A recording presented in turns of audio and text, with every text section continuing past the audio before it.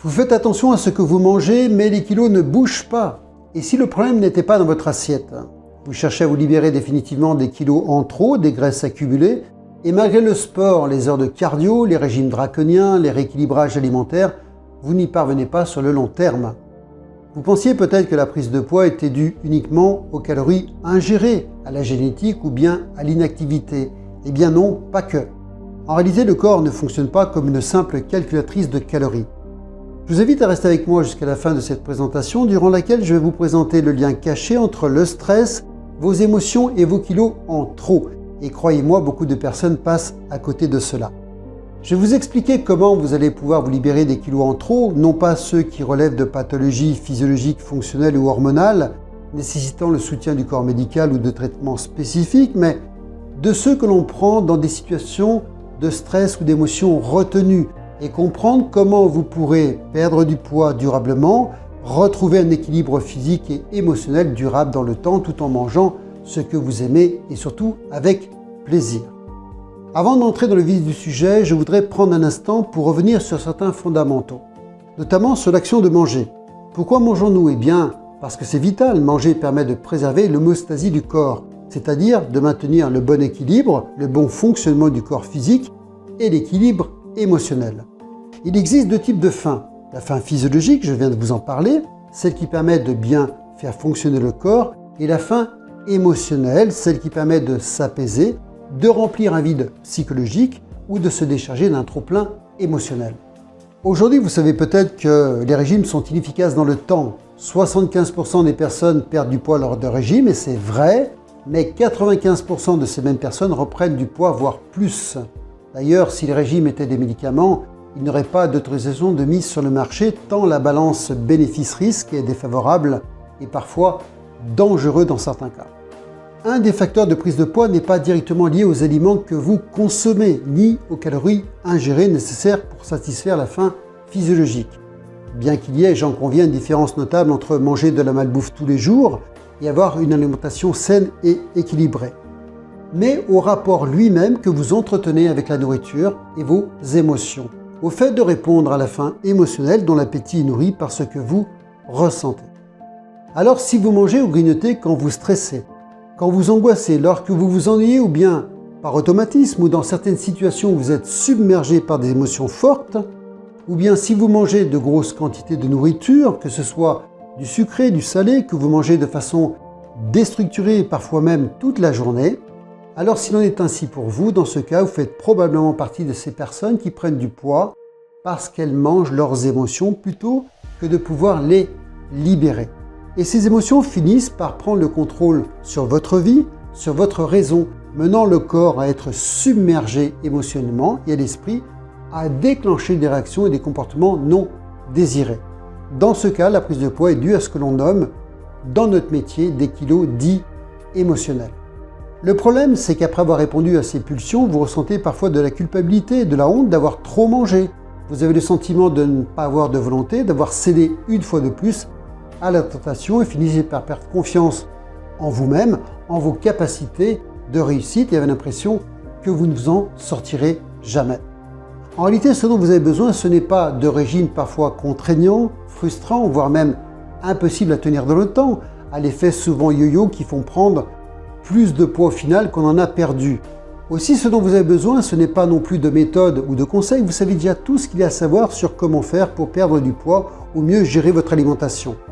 Mais ce que vous avez besoin avant tout, c'est de régler un conflit intérieur entre deux parties de vous-même. Tant que ces deux parties luttent, vous vous sentez incapable de faire autrement que de vous soumettre à un mécanisme répétitif, inconscient, plus fort que la volonté, plus fort que l'envie, plus fort que vous, et de subir un comportement non désiré.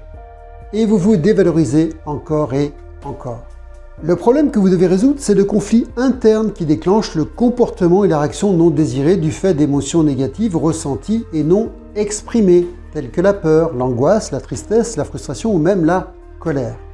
Comprenez donc que si vous prenez du poids sous le coup de l'émotion, si vous avez échoué face au régime, sachez que vous n'êtes pas directement responsable, ce n'est pas de votre faute.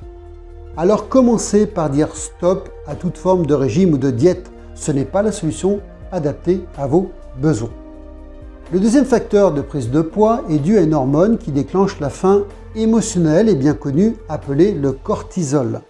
Les neurosciences et la biologie ont largement démontré que lorsque vous êtes stressé, lorsque vous êtes en surcharge émotionnelle, votre corps produit du cortisol. Le cortisol, appelé hormone du stress, joue un rôle clé dans la façon dont le corps gère les graisses. Il est important pour la survie à petite dose, nous aidant à réagir au danger. Cependant, le stress chronique et persistant maintient des niveaux élevés de cortisol dans le corps. Avec le temps, des niveaux élevés de cortisol entraînent une prise de poids, rendant plus difficile la perte des kilos en trop. Et c'est là que les problèmes commencent. Lorsque vous êtes stressé, lorsque vous êtes submergé par des émotions non désirées, votre corps libère du cortisol et cela déclenche des effets en cascade. Tout d'abord, une augmentation de l'appétit physiologique, parce que le cortisol envoie un signal d'alerte fort à votre cerveau, vous incitant à consommer des aliments riches en sucre et en graisse. Pourquoi? Parce que votre corps croit que vous devez survivre, combattre ou fuir une menace. Et ces envies peuvent alors saboter vos efforts et plans d'alimentation saine. Et puis le cortisol augmente le stockage des graisses abdominales. L'excès de cortisol pousse votre corps à stocker de la graisse, en particulier autour de la taille, parce que cette zone est considérée comme un réservoir d'énergie rapide et disponible. Pire encore, il transforme ces mêmes cellules graisseuses normales en super stockeurs de graisse. C'est comme si votre ventre devenait un aimant à graisse, un aimant à kilos. Enfin, il provoque le ralentissement du métabolisme. Sous l'effet du stress, votre corps entre en mode économie d'énergie, rendant encore une fois la perte de poids encore plus difficile. Pour résumer, vous stockez des graisses, vous avez des envies de sucre, vous êtes plus fatigué et avez le ventre qui gonfle. Lorsque vous comprenez tout cela, vous comprenez alors pourquoi et comment, malgré tous vos efforts, dans votre recherche d'amincissement, vous n'arrivez pas à atteindre vos objectifs. Ce qui est paradoxal, c'est que tous les efforts acharnés pour perdre du poids créent un cercle vicieux de prise de poids lui-même et de stress accru tant physiquement qu'émotionnellement. Que ce soit les séances de sport intensives qui augmentent le cortisol, ces régimes restrictifs, c'est encore plus de cortisol, cette obsession de perdre du poids ou de gestion des calories, vous devinez quoi? C'est aussi du cortisol. Et pendant ce temps, les kilos s'installent et s'accumulent. La vraie question n'est donc pas pourquoi mon corps grossit, mais plutôt qu'est-ce que mon corps essaie de me dire. Alors rassurez-vous, il existe plusieurs moyens faciles, rapides et doux de s'en libérer. Tout d'abord en changeant votre approche, en dépensant moins d'énergie à faire toutes ces choses que vous faites habituellement. En faisant et en pensant différemment, parce qu'en faisant les choses différemment, en pensant différemment, vous aurez inévitablement des résultats différents. Alors qu'il y a fort à penser qu'en faisant toujours les mêmes choses, en pensant toujours de la même manière, vous aurez inévitablement les mêmes réactions, les mêmes comportements et les mêmes résultats. Alors comment en finir durablement avec le mauvais stress et les kilos émotionnels et comment mieux gérer les émotions les plus difficiles? Grâce à un accompagnement qui va vous permettre de mieux vous adresser directement à la partie responsable de ce stress, de ces habitudes, de ces comportements, de ces pulsions alimentaires, votre subconscient. Je m'appelle Thierry Motard, je suis hypnologue, coach comportemental et je collabore avec le corps médical qui redirige ses patients vers mon cabinet pour des troubles divers et variés que vous connaissez et notamment dans le cadre de la gestion de poids, du stress et des émotions. Je peux vous aider grâce à un accompagnement totalement individualisé qui prend en compte bien sûr votre personnalité, votre parcours de vie, vos besoins et vos difficultés pour vous permettre de mobiliser toutes vos ressources pour mieux gérer vos émotions, votre stress et vous libérer de vos kilos émotionnels afin d'atteindre votre poids d'équilibre, de santé et de bien-être. Alors quels sont les bénéfices de cet accompagnement? Eh bien tout d'abord de vous permettre de vous reconnecter à vos émotions, à mieux les gérer et à les exprimer. Mais aussi à vos sensations, notamment vos sensations de faim et de satiété, et puis de comprendre les mécanismes de votre stress, apprendre à l'évacuer afin de vous rendre autonome tout en vous donnant des outils performants, simples, qui vont vous permettre de faire de nouveaux apprentissages qui vont impacter durablement les changements désirés.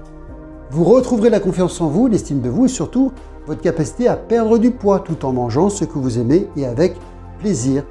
Et enfin, vous allez pouvoir retrouver un apaisement généralisé. Et parce que le regard que vous porterez sur vous-même changera, cela impactera directement vos réactions, vos résultats et votre environnement et donc vos conditions de vie. Vous allez enfin pouvoir vous réconcilier avec vous-même, avec votre corps. Voilà, si tout ceci fait sens pour vous, si vous désirez échanger avec moi le moment venu et en savoir plus sur comment je peux vous aider, je vous invite à cliquer sur le lien qui s'affiche quelque part au-dessus ou en dessous de cette vidéo. Et puis souvenez-vous, la perte de poids doit être une conséquence naturelle et non pas un combat contre soi-même parce que votre corps n'est pas votre ennemi. Il veut vous aider, mais pour cela, il a juste besoin que vous l'écoutiez.